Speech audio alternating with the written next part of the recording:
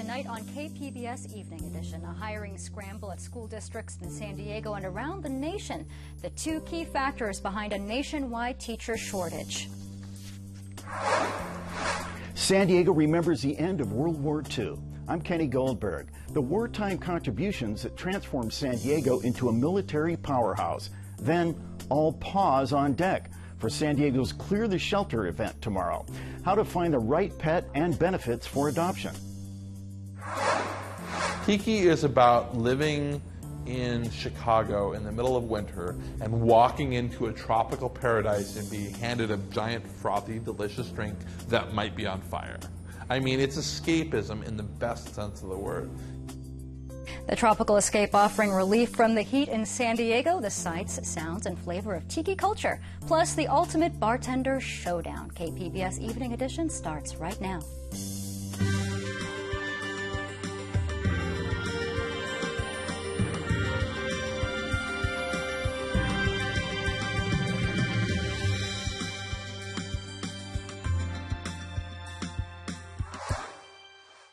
Good evening. Thanks for joining us. Dwayne Brown is off. I'm Maya Trabulsi. The New York Times has corrected an article calling into question the San Diego Police Department's use of facial recognition technology.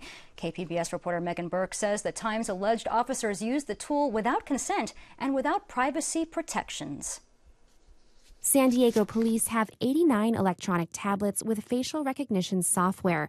In a story this week, the New York Times suggested officers were using them without cause and lacked proper training and policies to prevent their misuse. Police spokesman Scott Wall says the department followed guidelines from the county before adopting its own policy in June. That policy says officers can only use the technology if they've lawfully detained someone and can't confirm their identity. We can take a picture of you, and if you have been arrested in San Diego County, your booking photo will be in the database, and we can identify who you are out in the field versus having to be fingerprinted downtown. Wall says officers must delete the photos when they're done. Megan Burks, KPBS News. A challenge for school districts before the first day of class. Schools in California and across the country are struggling with a shortage of teachers. Enrollment in California teacher preparation programs and the number of credentials issued have declined steadily since 2009. District leaders blame it on layoffs during the recession years combined with an improving economy. They're seeing less people training to be teachers. When you're young and looking for a profession to go into, with fewer job prospects because of all the layoffs that you're reading about, horrible profession of all these horrible people, and even our members were telling their kids, this is not the place because just so the pressures, the lack of resources, and now it's just kind of we're bearing the fruit of all of that. According to the State Education Department, California school districts need to fill at least 21,000 teaching spots. New college students caught in limbo. Assembly Speaker Tony Atkins of San Diego proposed a bill to help students who missed a required high school exam canceled by state education officials. Lawmakers are thinking about suspending the test as a graduation requirement. Around 5,000 students are caught in the middle and may not be able to start college on time. California is finally off the hook for a major debt repayment. It goes back to when Arnold Schwarzenegger rode into the governor's office on a promise of putting California's fiscal house in order. He left behind a serious debt hangover. From our sister station in San Francisco, KQED editor John Myers shows just how much it cost. Do I have your help? I don't hear you. Do I have your help? Shortly after taking office, Arnold Schwarzenegger needed help from California voters. The state was running out of money to pay its bills. Schwarzenegger had defeated Gray Davis in the 2003 recall campaign by promising to fix the state's budget deficit. His solution, a bailout, and required voter approval. To convince skeptical Californians, Schwarzenegger repeatedly made this claim. It's very important for people to understand we are not borrowing new money. We are refinancing an inherited debt. But it was borrowing new money, a lot of it. Proposition 57 required voter approval to sell up to $15 billion in state bonds to investors and repay them with sales taxes. The Republican governor was able to sell the idea as bipartisan when the state's comptroller, Democrat Steve Wesley, agreed to campaign for the measure. We were elected to fix problems. You can't fiddle around with politics when you're on the edge of potentially not making payroll for 300,000 people. Wesley and Schwarzenegger appeared at town halls and on televisions, selling Prop 57 and its companion, the balanced budget measure, Prop 58. The legislature placed two measures on a ballot that comprise a bipartisan balanced budget plan. Proposition 57 will refinance past deficit borrowing. But Prop 57 also set in place a long and expensive payback plan, largely hidden from the public. Wesley now concedes that plan put a big burden on the state. And I think some of those criticisms are founded. The catch is we had such an immediate financial crisis because there had been so many commitments made in the past. The governor and I did the only thing we could do. There were others in the Capitol and around California who wanted more than just a quick fix. One was John Kupal of the Howard Jarvis Taxpayers Association. The anti-tax group preferred more limits on state spending, but reluctantly backed Schwarzenegger's plan because it required voter approval. But what he did do is he transformed it into something that would pass legal muster, but also kind of invest the California voter into we're part of the solution as well. Other critics thought voters should have been asked to solve the state's long-term budget problems. There was a lot of, at the time, talk about, there's broad bipartisan support. But in fact, it was bipartisan support to kick the can down the road. Democrat Phil Angelides, who was then state treasurer, had proposed a tax increase on the wealthiest Californians. No one wanted to say the T word. No one wanted to say taxes. No one wanted to be subject to that attack. The result of that is when the Great Recession came on, California was in woeful shape. But in 2004, the focus was on the problem at hand.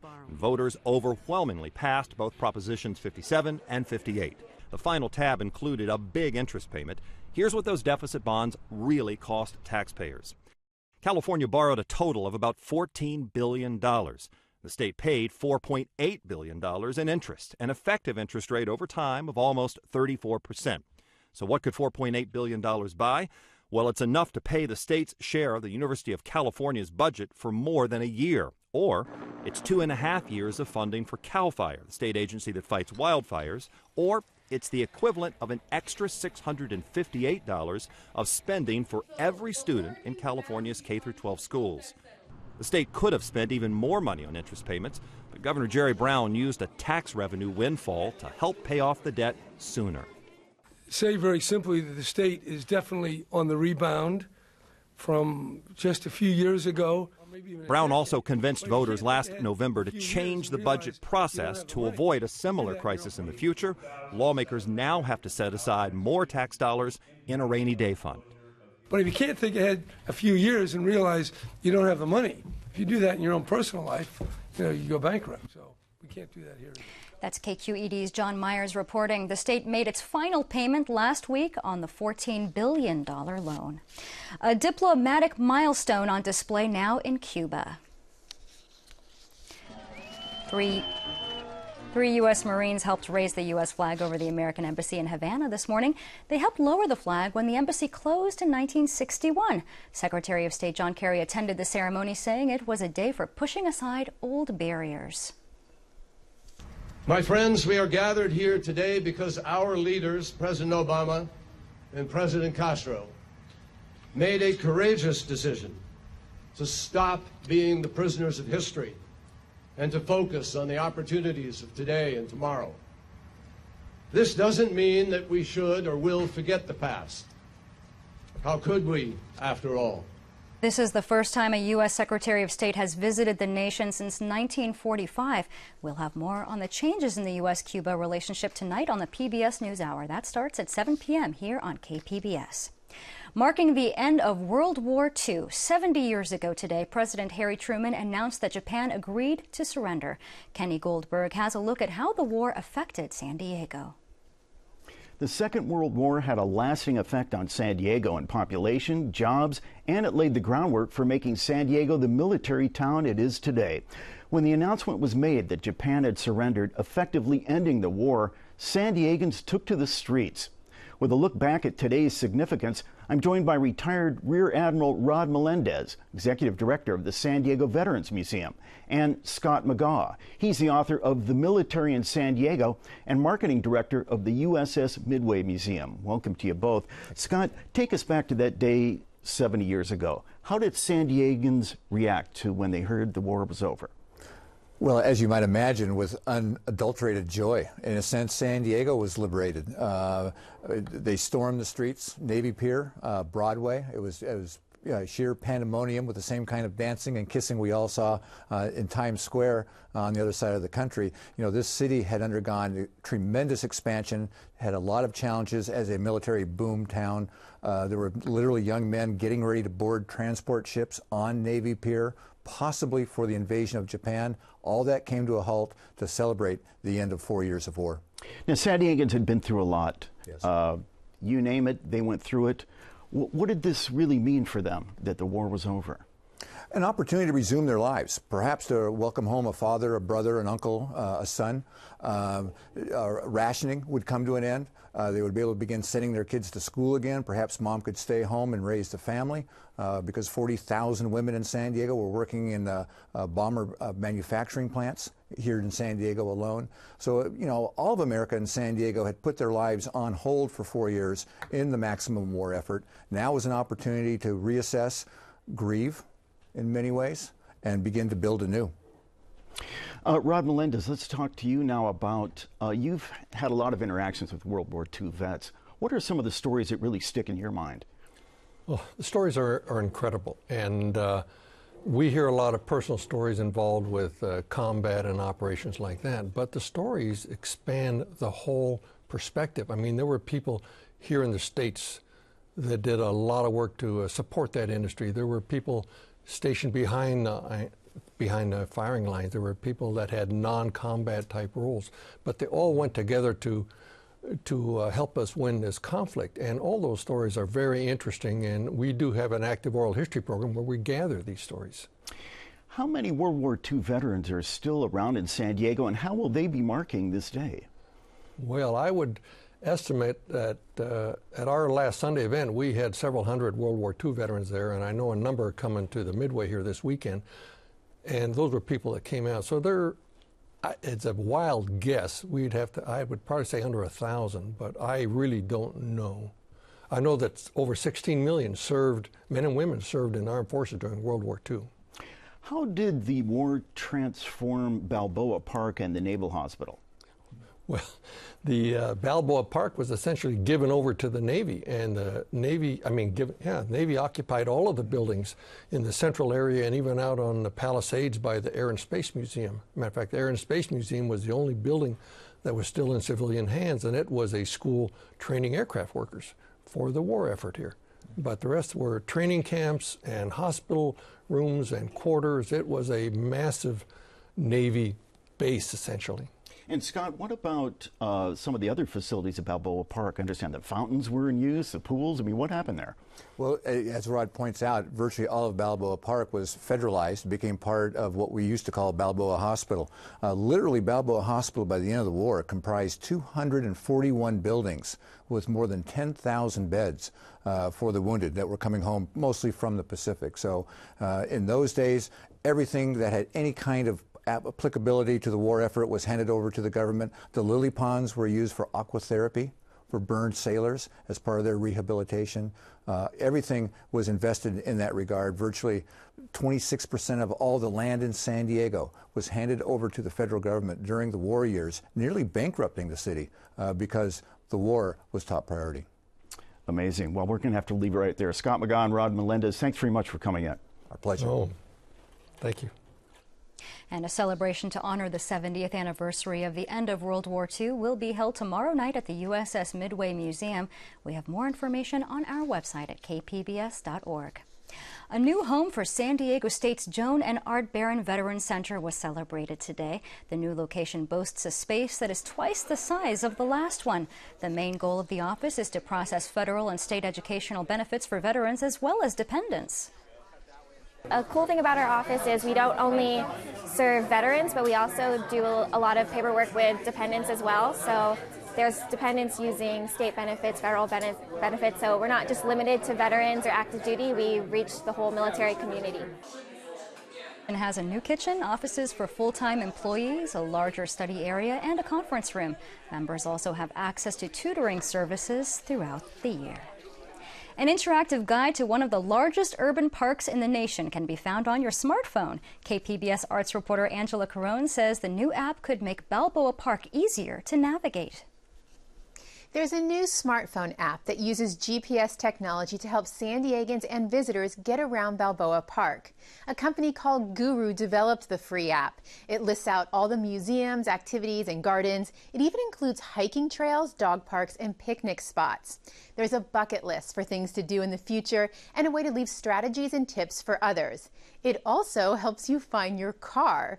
You can get out of your car, you click the Find My Car button, and it will save where you are in the park. Then you go explore for a couple of hours. Then when you're ready to return, click Find My Car again, and it will guide you back to the parking lot.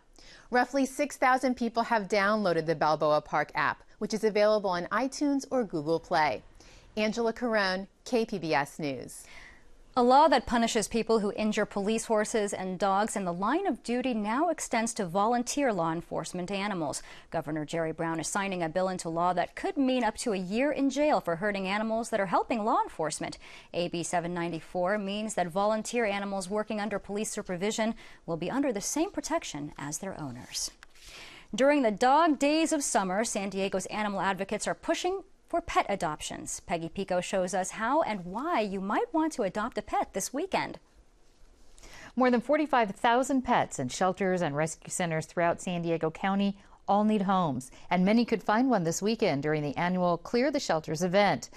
Joining me with a preview are my guests, Kelly Schrei with the San Diego Humane Society and Scooter. Welcome to you both. Hello. Now, Kelly, tell us a little bit about Scooter and why he's here. He is 10 years old. He's a Maltese Poodle mix, and he's available for adoption at San Diego Humane Society at our San Diego location. And he will be available for adoption during Clear the Shelter Day this Saturday. And tell us a little bit more about this Clear the Shelter Day. A dozen organizations are participating in it. Walk us through how it works. I'm sorry to mention that word, Scooter. So on Clear the Shelter Day, like you said, there's several organizations, rescue groups, and shelters that are all participating, and we're all waiving adoption fees for any animal that you adopt that day. Which is really unheard of. It's something we just never do. So any animal you adopt, it includes their spay and neuter, vaccinations, microchipping, so there's really no better deal that you could get for a pet. Can you, if you go on Saturday, then can you take home a pet that day? Yes, absolutely. You just meet with an adoption counselor. They'll give you all of the information you need to know about pets. Even if you don't have a certain pet in mind, you can have a conversation with them about your family type and the type of pet that you're looking for, and they will help make the match for you for the best fit for your home. How many pets do you expect to be adopted this year? We're hoping all of them, which on any given day we have about 1,500 to 2,000 animals in our care. So we're hoping that a good majority of those pets get into loving homes this weekend. It can be overwhelming to go and see so many adorable pets. How do you help potential pet owners actually find the right fit?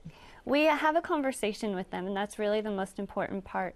So it's important to think about your family and what type of family you have, what type of personality you have, and find the pet that's the best match for you. If you're a really active person and have an active family and you want a dog to go along hiking or jogging with you, then our adoption counselors will introduce you to the animals that are the best fit for that and would enjoy that type of lifestyle. Or if you're more of a couch potato, like Scooter here, and are looking for a dog that's more mellow to be home with you on your couch, then we'll introduce you to the animals. Now, clearly Scooter's pretty mellow. You're pretty chill here on the set. At least one of the least nervous guests I've ever had.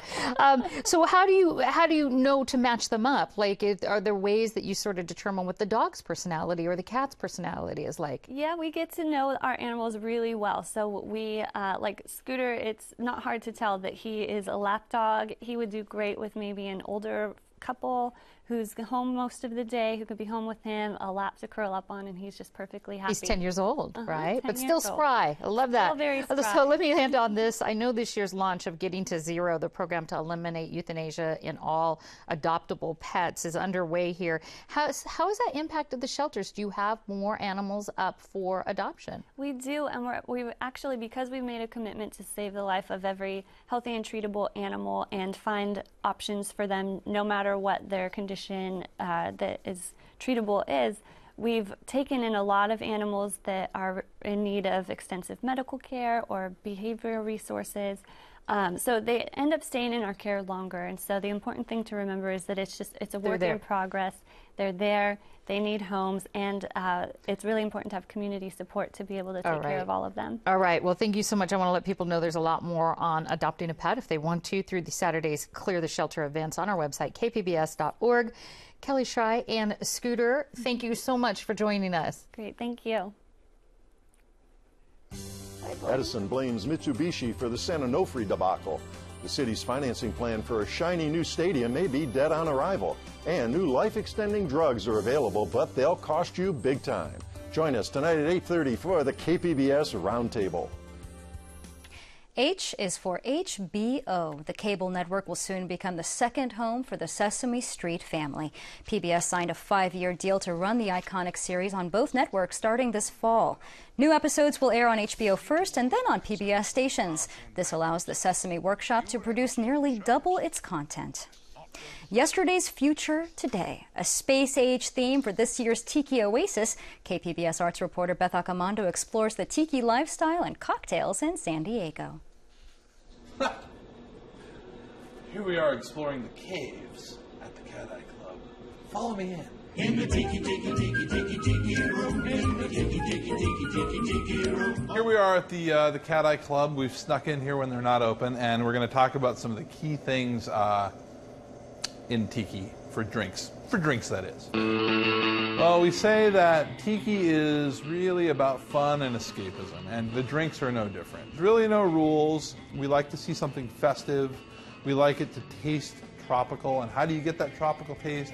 I think it's usually the implementation of spices, whether it be cinnamon or nutmeg. Those kind of island spices that come from tropical places evoke that in our mind and should really celebrate its presentation in a cocktail. So it should be in a pretty glass. There should be a garden on top. And tiki drinks, there's an element of presentation, there's an element of art. For this year, Ram Udwin introduces an intoxicating new addition at Tiki Oasis. So this year, for the first time, Tiki Oasis is hosting a competition for tiki cocktail bartenders. A bartender's battle, if you will. And we wanted to really reach out into the community and find some bartenders out there that are doing great tiki things but aren't necessarily involved in Tiki Oasis already, and bring them into the fold. Bartenders had to submit a video demonstrating their tiki cocktail entry. This is the Spaceship Pink Slip. Cocktail we're making for you today is Islands in the Sky, aka The Moon is a Cruel Mistress. But Udwin warns the drink doesn't need to be sugary sweet. The true tiki drink is more than just a bunch of sweet juices. It should be balanced in flavor. It shouldn't be too sweet. To prove his point, Udwin steps behind the bar of the Cat Eye Club downtown to make a tiki cocktail. This drink requires some fruit cutting. And he starts by carving a banana into a dolphin and turning a half lime into a boat. Little overproof rum. Then he sets the lime boat on fire for an improvised tiki cocktail. Flipper's Hot Date is what we're calling this. The heat comes not just from the flame, but also from the addition of Serrano bitters that Udwin makes. That lets the drink go out with a subtle infusion of heat in your mouth. Wow, oh, you get that afterburn. He also concocted a tropical passion old-fashioned. And it is definitely a twist on an old-fashioned, but we've done it instead with aged rum, passion fruit bitters, and we've used some house-made cinnamon syrup. Real simple, right? But it's all those elements of tropical that you want. And then we've diluted it down to good consistency so we have great balance in the drink. And we've done our cute little tiki presentation here with some pineapple fronds and some pineapple and an orchid. The finishing touch on the drink enhances your olfactory experience before you even take a sip. I'm just going to take a little bit of my passion fruit bitters and I'm going to add just a couple of drops to the ice. So it gives it a big aroma impact when you put your nose down to the straw to sip it. The aromas of that passion fruit bitters will come off the ice. It won't affect the flavor so much because the drink is contained pretty well down here, but it should give you a big nose of those flavors, which is really what you want your garnishes to do, is to kind of enhance the experience. Tiki is also about creativity and doing the unexpected with something as simple as a cocktail umbrella in a hurricane drink. Like the hurricane would look like it was hit by a hurricane, and the umbrella would be like this on the top of the drink. So it looked like the wind had blown it. They do some great things with presentation there, and that's very Tiki, is to take the normal and make it the extraordinary. Tiki Oasis is all about taking a vacation from the ordinary for something extraordinary. Beth Accomando, KPBS News. And weekend passes are sold out, but you can go to Beth's Cinema Junkie blog at kpbs.org for a list of free events open to the public. The heat is on in San Diego. Parts of the county are now under an excessive heat warning from the National Weather Service. A mix of sun and clouds by the coast with temperatures in the 80s, triple digits in the inland valleys, 90s in the mountains. And it's feeling hot in the desert. We're looking at a high of 116 degrees. You can find tonight's stories on our website, kpbs.org/evening edition. Thank you for joining us. Have a great evening and weekend.